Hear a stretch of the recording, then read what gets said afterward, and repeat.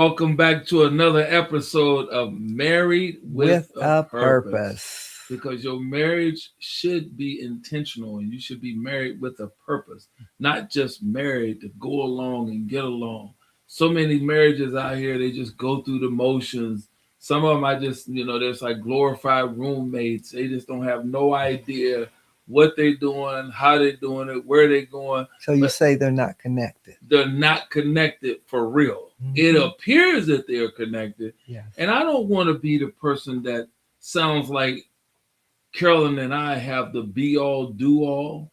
We just happen to know that marriages should be thriving instead of surviving.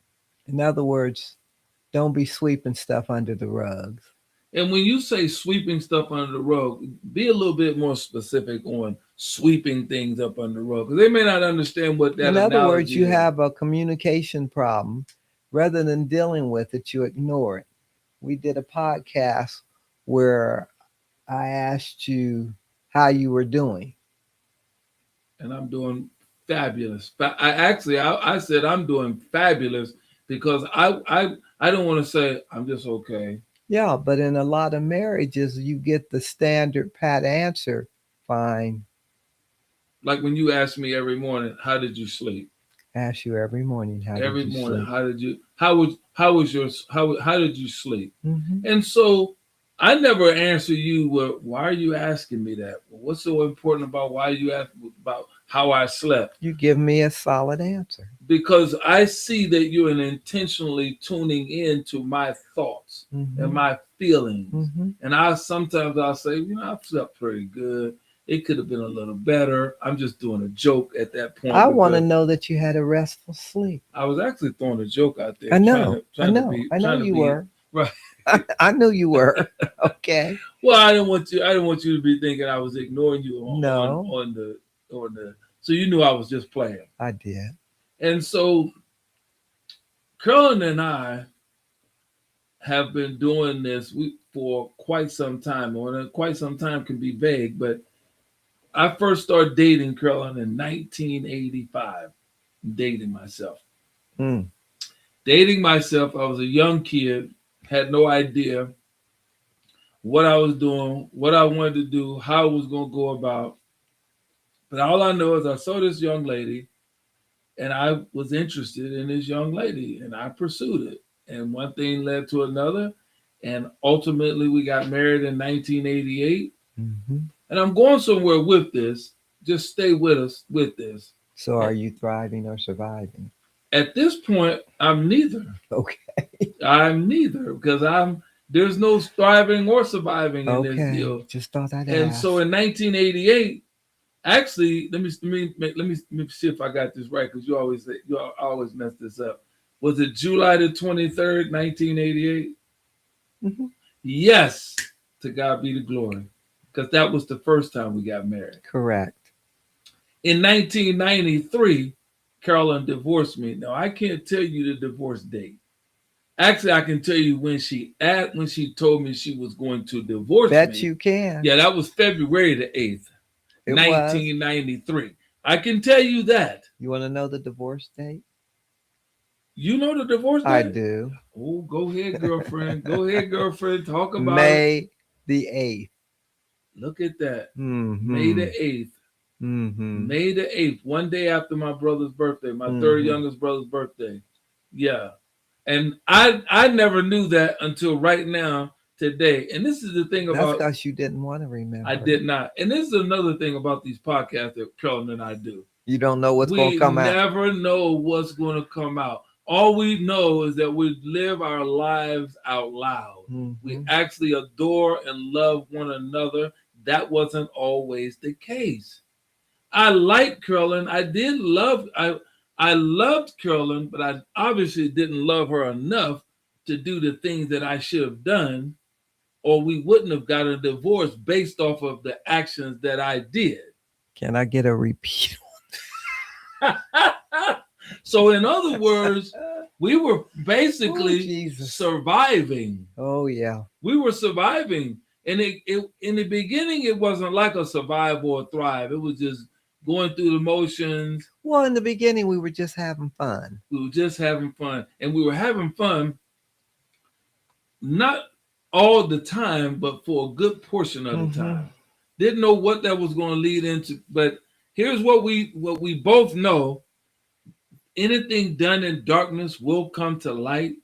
So if you don't address the thing that you keep, what Curlin what Curlin mentioned earlier, sweeping it under the rug. Yep. If you keep sweeping it under the rug, and you swept it under the and rug, I swept it under the rug, bam, it's gonna come to light. It's gonna come to light. You're gonna get exposed. So the best thing to do is take care of the little things in the beginning along the way.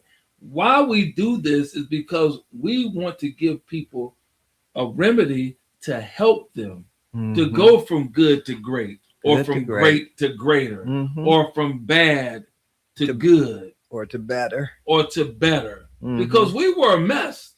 And yes, we knew we were. And we didn't even know we were a mess. And Curlin didn't find out that Greg was a mess until all of this stuff got exposed. So once this stuff got exposed, and I'm not going to give you all of the details. Yeah, so let's go to the surviving and thriving. I wanted to tell them we can do that. The surviving and thriving part. We can do that. I was going to tell them a part about, you gave me another opportunity and remarried me in December the 27th, 1995, which was a wonderful day for me. The better yet than that was June the 6th. June the 6th, 1995 was a better date. It was a great date. It was a great date. That was my clean date of getting clean, of starting the process of being clean off of drugs and alcohol. That was a wonderful. There were 3 pivotal moments in my life that were wonderful: coming off of drugs, giving my life to Christ, and getting remarried to Carolyn. Those are 3 pivotal points. The 4th one was our youngest son his wife giving birth to our grandson, Sebastian. That's 4. Those are 4 pivotal points in our life. And that was beautiful. That's the surviving and thriving all in one, if you want to talk about that. But I would say that the surviving piece, I'll let you talk about that a little bit, and then I'll just tag along. I'll just tag along. When you say the surviving piece, I'll just talk about what surviving would be once you found out full-fledged of the drug abuse, the drug dealing, the baby that you didn't know nothing about for 5 years. And then we were just basically, up until that point, we were just going through the motions. We were like 2 ships passing in the night. You were working in the daytime, I was working in the evening. And the only time we got together was on my days off, or when we went on vacations, things of that nature. And it appeared on the surface, and this is the good part about the surviving and thriving. It appeared on the surface that we had it going on, didn't it? We had a nice home. We had money. We were going on vacations. Now you got to remember, the baby was born in May of 1989. Curlin and I got married in July of 1988. So from 1989 to 1993, we were in survival mode, but didn't know we were in survival mode. And I had a secret going on that nobody knew about it. But did you understand you were in survival mode? It was survival to me, because once I found out and I couldn't fix it, now I'm surviving. I ain't thriving. Okay. There's no thrive there. I'm in a state of panic. Like, I don't know what to do. How do I present this to Carolyn? And I didn't know how to do it, so I didn't do it. I was hoping it would have gone away, and it didn't. Now I can see hindsight being what it is. Things happen the way they happen right now. Didn't have to happen the way they did, but they just did. That's only because of God's grace and God's mercy. Right. Because without God's grace and God's mercy, none of this would have taken place. That's why we do what we do week in and week out, because we know that people are hurting and dying out there. And we talked about this a lot in throughout lots of podcasts, is transparency. Yeah. Transparency and being true to yourself is a very strong portion of healing. So So going here's a question I have for you. for me or the audience, You both. Oh, and the audience can answer it too. amen. So, how do you avoid getting in survival mode? Woo, that's a great question, and I would say have daily and weekly check-ins. Mhm. Yeah, we weren't doing that. Mhm. We hadn't, but now we do. Mhm. But back then, when we were just going through the motion, because I can just say, in all honesty, Carolyn, just pulling back the layers, we were just going through the motion. I Yeah. like you, you like me. We happened to. So we were surviving. We were straight surviving. Okay. We were straight, and to be honest with you, once everything came full circle, meaning everything is out in the open now, it became ugly. Yeah.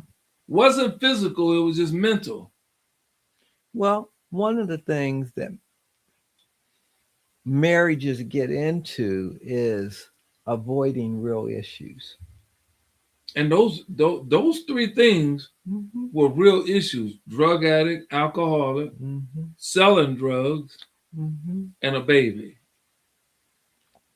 Yep, That's real. that's real. You can't get no realer than that. Well, you can get realer than that, but that's Mhm. pretty Mhm. straightforward, I would say.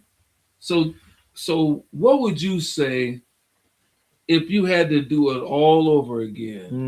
Mhm. What would you? What would not do it all over again? Let me retract that. What would you say to your younger self Mhm.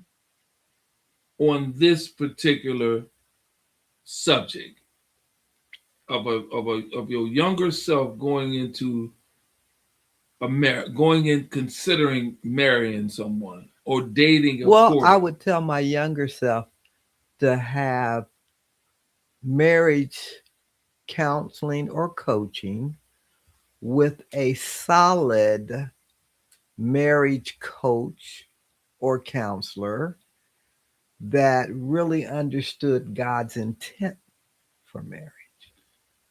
And so and so that's what you would tell your younger self. Mm-hmm. Because we didn't do any of that. No, And we didn't. I think a lot of times people get married today, they have more focus on what the marriage venue is going to look like, They spend more time on what the the wedding. marriage gown is going to look like, who all's going to get invited, and what are we going to eat at the wedding, Where we're gonna go on honeymoon. and where are we going to go So on the you spend a honeymoon. whole lot of they spend a whole lot of time On an on an event event that's only gonna last for a couple hours. that's, well, it may last more than a couple Well, let's hours, say a but few on an hours. event It's an event. versus a lifetime. Right. And you and I did that Mhm. because we never sat down and had a plan. We did not. We never, and I was getting ready to go into our book, but most people don't know that we wrote a book. But you brought up an interesting point when you talked about it, and we talked about this as we were writing the book in chapter 5 on unpacking the baggage. That's really what we're talking about. Unpacking You that need to baggage. unpack that baggage before you get married so you don't get married and then get into a surviving mode. And you'll spend your time turning your wheels, twisting wheels, and find out you really don't like this person. And you find out you don't even like the And person. you might be married to him for 4 or 5 years, and then you find out, whoa, I don't even really like you. And then you don't even have anything in place to help you navigate through that. Yeah, because while you're surviving, Mm. you're paying attention to what you're going to do today, what you're going to eat today. Just going through the motion. Just going through the motion. Whereas you're in a thriving situation, which happens to be a great place to be. A great and I place to be. consider Carolyn and I to be in a thriving marriage. Now, don't get us wrong. We have times when we don't disagree. We have times No, that we do disagree. that we do disagree. Yeah, we do disagree. I said that wrong. That we do disagree. Because Yes. we were having a disagreement before we even came out on the live, Right. on looking up some Trying to find something pictures. simple. Simple. Because the Bible is clear. The small foxes will destroy the vine. They will. And we wouldn't have known to have these conversations like that with one another prior to getting the word down inside of us. Because what did I say? Do we have to do it right now? Yeah, you said, do we have to do it right now? And then I said, Carolyn, just breathe. I'm gonna give myself some time. I'm gonna be on a time thing. I'm gonna get 3 minutes to find what we need. If I don't find it in 3 minutes, I'm gonna abort that mission, move on to something that's a little bit more important. You had to abort, didn't you? I had to abort that mission. That's not a bad terminology of words, but I had to leave that alone to come back. Right. And I'm saying that to say that in the beginning we didn't do that. We didn't do that. You and I would be fussing and fighting with each other. So let me ask you this: how did we get into the thriving mode from the surviving mode? Oh, you just want to quiz me, don't you? I did. It's a great question too, and I'm glad you asked that. We inserted God into the center of our relationship, where he should have been in the first place. Exactly. And see, this ain't no trick question, and this is no dialogue between Carol and I. Like we rehearsed this, and we got a script, because I tell Carolyn likes scripts. Greg only will do scripts to a certain extent, but I like to shoot from the hip and talk about the life, because I want people to feel the rawness and the sincerity, not a polished, you got all the right answers and you're saying the right words. I want you to see and feel that, hey, this is a real situation out here, for real. I mean, if you look at the time, you'd be like, man, that's real right there. It's real. They are pulling back the onion, and in some places you might start crying. And so we want you to insert yourself into this and say, hey, we might need to start working on some things. We might need to have some daily check-ins. We might have to have some weekly check-ins and evaluate that and write that down. And don't be afraid. If you can't be naked in front of your spouse, and I mean that literally and figuratively, right? Then who can you be naked in front of? Right. Well, one of the things to me to get out of thriving into surviving mode, you have to decide on certain things that need to be done in the household. Who's going to do it? That's a great point, because you got some people, one of the other spouse is good or better at another thing. At one point, you and I had switched off on doing things like paying the bills. At one point I was doing it. Another point you was doing it. Now exclusively you're doing it. Well, you pay the business bills. I pay the household bills. That's true. That is true. But we still have access to either or. We have access. There is no secret going on to where Carolyn has something underlined that I don't know about, or vice versa. Because the minute you start having secrets, you're going to destroy that marriage. How do I know that? I had secrets. Yeah. And did the marriage get destroyed as a result of having secrets? It did. Yes. But one of the things you talked about, the small fox destroy the vine. When you stop and think about it, think about the time that you thought I hadn't paid the gas bill. What year was this? This was earlier this year or the latter part of last year. You thought I hadn't paid the gas bill. What bill. would have triggered that? I don't know what triggered it. Something had to take place to make you even think like that. So, well, whatever triggered it, I don't know if you saw something that said the gas bill wasn't paid, and I said it can't be. It's on automatic. Is that when the furnace went out? Is that when the furnace actually went out? That's when the furnace went out, ain't it? Oh my God! The furnace went out. And that was in 20. No, the furnace was working. It wasn't blowing. It wasn't blowing hot air. And yes, that's what it was. So I'm thinking, well, Curlin, did you pay the gas bill? Why aren't we? And lo and behold, I called the furnace guy. He comes out. He's like, well, Mr. Napier, no, you got a furnace problem, my friend. No, you have a You have a furnace. You have a furnace right. problem. You have a furnace right. problem, my friend. Mm-hmm. And this is what it's going to cost you to fix that furnace. Mm-hmm. And I was like, okay. Then so I got to go immediately, even before that, and say, well, Curlin, well, because Curlin says, well, I did pay the bill. I'm telling you, I paid the bill because I never asked Curlin. Our thing is, as long as we know what our responsibilities are, and you're taking care of it, and you're taking care of it in this household, then we're fine. Mm-hmm.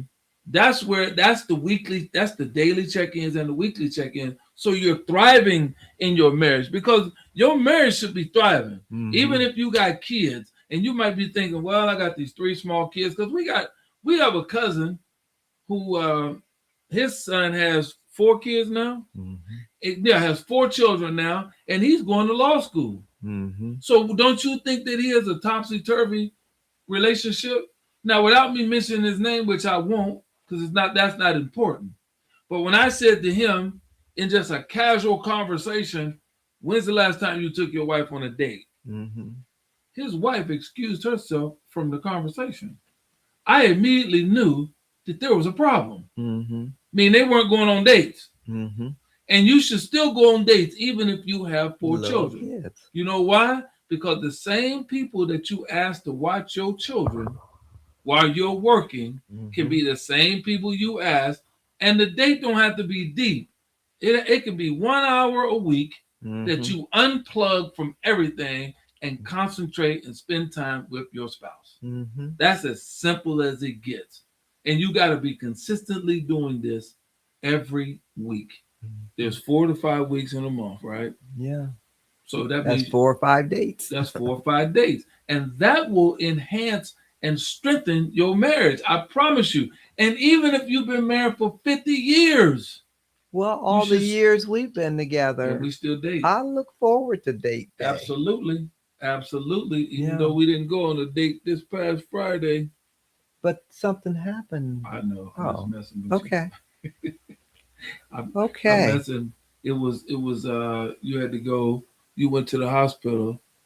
Yes. For your sister. Yes. So those are the only reasons that you would have to disconnect from that, because that's like a 911. Mm-hmm. That's an emergency. Mm-hmm. So you don't have to get so anal saying, oh, we supposed and so structured that we said we'll go on dates and blah blah blah. Well, no, that you have to be a little bit more flexible in your thought process. Yeah, and another thing that you need to do so that you are thriving in your marriage is make sure your spouse knows things that you need to do that are different than what you guys normally do, so your spouse is not caught off guard. I like that, because you don't want to just stay together.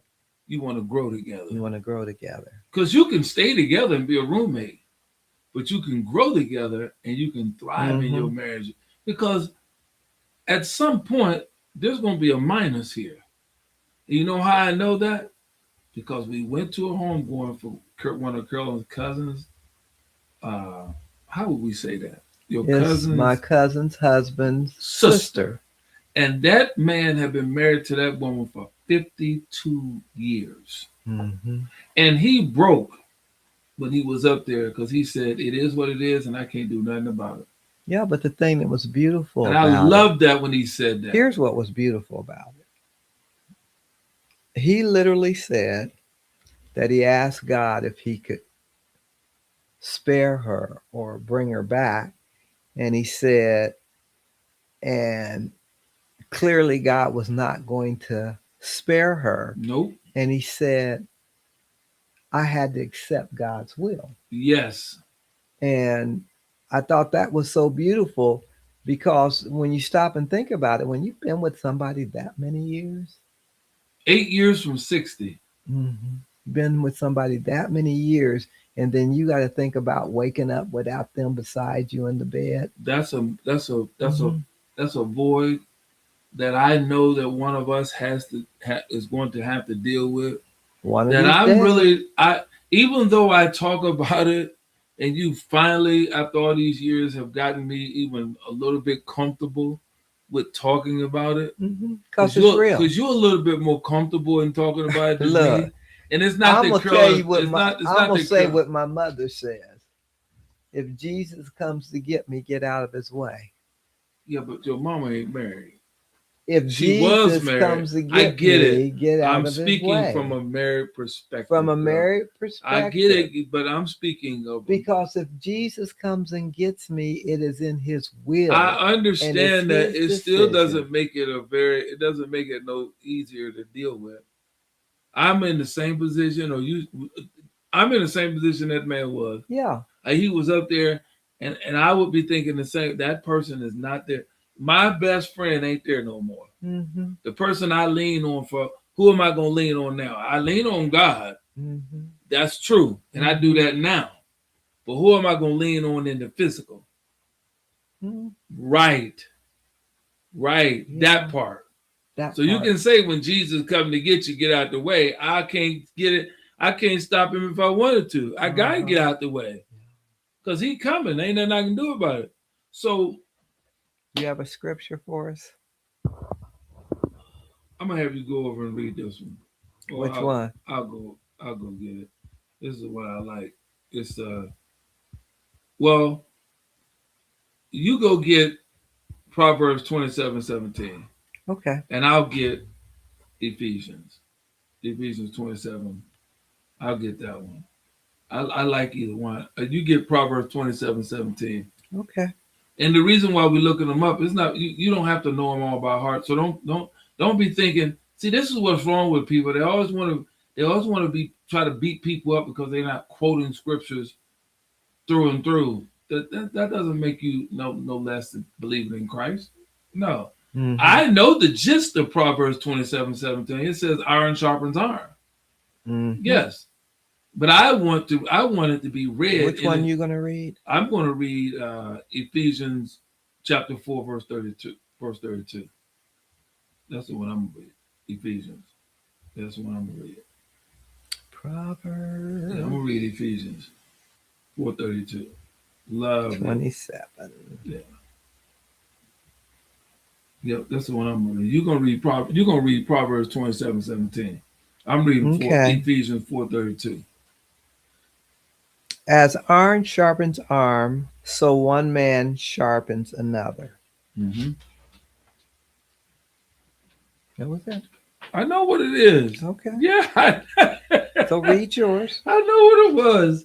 Ephesians chapter 4, verse 32. Instead, be kind to each other, tender-hearted, forgiving one another, just as God through Christ has forgiven you. So you got to be tender-hearted towards your spouse. You got to forgive them as God forgave you. You can't be so hard on them, because if God was hard on you, heaven forbid, you'd be jacked up. This is the reason why when you start putting God at the center of what's going on and you start thinking about these scriptures, you start saying, man, I want to sharpen my wife. Well, you know what? I want to sharpen my spouse. What people need to understand is once you realize that you're surviving and not thriving, and then you make up your mind that you're going to work to survive, you have to recognize that it's something you have to work through. It doesn't happen overnight. Yeah, and the reason why we're saying that is because you're thriving toward building something that's meaningful. If you just surviving, you just going through the motions and you don't really care about building nothing. Right. You just, okay, I'm going to work, I'm paying the bills, we're eating, and it looks like, we got a nice house, we got a nice car, we go on vacations, the kids going to private school. That all looks good, but that's not good. That's not healthy. That's not healthy. And what message are you sending to your children? Well, I'm glad you said that. What message are you sending to your children? You're not showing any love or affection towards your spouse, but you want your kids. What your kids gonna see? Well, that's the key thing. If you're in a marriage that is Toxic, surviving, just yeah, and well, not surviving, not thriving, and you have children, your children see it. yes, They may not understand what they see, but they see it. And what we have to recognize is children learn what they live. they learn. Say that they learn Mm-hmm. what they live. Mm-hmm. That is so powerful. Mm-hmm. So we are so elated that you're here, and here's what we're gonna do. And I just thought of this just now, What's and it's that? going to be in the comments. I'm going to give each person that comes in a free copy, and no strings attached to this deal. All you have to do is give us your best email address, and I'm going to give you a copy of our guide, free. It ain't gonna cost you nothing. It's free. It's for you. It's like one of my mentors said, for your favorite 4-letter word. Free. Because we want you to have a thriving marriage, not just surviving and going through the motion. I mean, because things change over the years. The same Greg that you see before you now is not the same Greg that was 40 years ago. And that's the same thing. Thank you, Lord. Oh, God. It reminds me of the picture that one of my friends sent me yesterday of an 18-year-old Greg. And I saw that picture and I just got so emotionally charged to see me sitting there in that picture. And it was April of 1976. And I was we were getting ready to graduate in June of 1976. And I start reflecting, I have been out of high school 50 years. And next year, my wife is going to be out of high school 60 years. It's a beautiful thing. And I know you're probably saying, what does that have to do with surviving and thriving in marriage? It has everything to do with that. Because we're building something together. Yeah. We're building a legacy. We want our kids and grandkids to see what a healthy marriage looks like. Even though we went through toxicity when we were in the beginning, but they didn't see it. But you know, because they may have. But we put up a pretty decent front. I don't know that we did. Well, you might be right. You might be right about that, girl. Remember, we didn't fight in front of it. We never fought. We might have argued. That's the only thing we didn't do. No, I can't lay the hands, ladies and gentlemen. Yeah. I can't lay hands like I know people who lay hands. I mean, it just don't make sense to me. And that's a whole nother topic all by itself that we could talk about at a later date. So again, there's two things I want you to do. I want you to give up your best email in the comments, and we'll send you the guide. And here's the deal. You don't even have to be married to get the guide. You can be engaged. You could be single, because you want to have some kind of information on what to look for and how to maneuver yourself when you're getting ready to get married. Yes. We didn't have these tools. Right. And on top of that, you're going to get, I got so much free stuff. I'm just going to give you that. I'm going to give them that. I won't give them too much free stuff. They give too much free. You know, they'll think, man, they just giving away stuff. But that's just the way I am. I wasn't always that way. My wife will tell you, my heart wasn't always open like that. It had to have some money attached to it before I was going to do anything with it. But that was the old Greg. The old Greg. Yeah. Well, that's the thing we need. Well, we probably will talk about on another podcast. You're not going to even say a little bit of it? Well, yeah. What's a little bit of it? That you're not the same person today that you were yesterday. You're not the same person you were a month ago, 2 years ago, 10, 20, 30 years ago. Truth be told, you girl, I ain't the same person I was 5 minutes ago. Yeah. Ever evolving. So, but in your marriage, you want to make sure that you don't just stay together, grow together, build together. That's good, Colonel. Stay together, grow together, build together, which leads me to this 6-week workshop that we created. and the ticket it's filling up pretty fast. We're only going to take 10 people. Mm-hmm. Hear me and hear me well. We could take a lot more, but we like to start off with. Well, I like to have small, intimate groups because it makes for having a lot of fun. So, if you're listening to us or watching us on this podcast, give us your information. Come in, get the guide, and we'll not only will I send you the guide for free, I'm going to also send you some information where you can get in touch, fill out so you can get into the 6-week marriage workshop, which by the way is going to be on Zoom. So once a week, 1 hour a week. 1 hour a week. 1 hour a week. When you consider that the average cost of a divorce costs in the tens of twenties of thousands of dollars or more. 1 hour a week for your marriage, whether it's good to great or great to greater, mm-hmm. or it's somewhat on the cuffs and you need a little tweaking, because we needed tweaking. And we didn't have nobody there to tweak us. And so we said, well, hey, we need to help some people. Mm-hmm. We're going to send you all that information. Yep. It's going to come in the email. You're going to have a lot of fun. You're going to have a lot of fun reading the guide. Mm-hmm. I promise you're going to have a lot of fun reading that guide. So let us know where you're chiming in from, what city, what state. Mm-hmm. Give us your best email in the comments. If you're already friends of ours, you can inbox us, or you can. I would prefer that you inbox us. If you're not a friend of ours, just send us a friend request. Mm-hmm. Preferably to me, because my wife is not the social butterfly. Wow. So she's not gonna get back with you as soon as I will. Now you might get something from Curlin. Did you just throw me under the bus, baby? Did. Okay. Is it the truth or the? It's absolutely the truth. See, that's the kind of stuff we do. Curlin and I really enjoy what we do. And I wanted to do more podcasts, but I had to be mindful of my wife. Mm-hmm. Because I'm just so adamant about saving or attempting to save marriages, because I knew that God saved me. Mm-hmm. He gave me another opportunity. And he saved us. He saved us.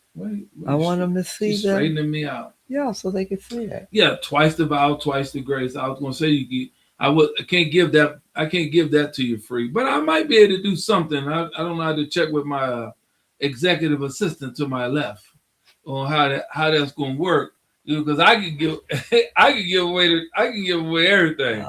And love every bit Bless of it. the Lord. Yeah, I can give it all away and have a blast doing it. But I know you're gonna get that guide for free. Mm-hmm. That I know you're gonna get for free. Mm-hmm. But all the information will be in there if you choose to purchase the book. It's gonna be in there. Mm-hmm. In that email that you're gonna get from me, you can get access to how you can get the book from us, how you can get access to the 6-week marriage workshop. And also, you'll be able to download that guide. Yeah. Yes. So, I've had fun out here. What about you? Did you have fun? Yeah. I have a comment to make before we close. Amen. What's the comment? So, if you want to thrive in your marriage, yes, you have to make a decision that you're going to work together to make your marriage better. You have to make a decision. You have to make a decision. To work together, because it is work. It is work. Yeah, the Bible says that. Yeah, but we have fun in our work. Ooh, ouch, ouch, ouch. That was a nice little plug. I like that. I like that. You like that? I like that, because girl said we have fun in our work. Mm-hmm. And look how she said, mm-hmm. Woo wee. So with that, I got to go on that one, because it's getting a little steamy in the podcast arena right here. So we hope you enjoyed it. Well, stay tuned for coming out, because we do this every Monday at 6 p.m. Eastern Standard Time. Invite a friend, invite a couple. Let people know that marriages don't have to survive, but they can thrive. So what's your closing remark? My closing remark is just To God be Be the glory. Love you.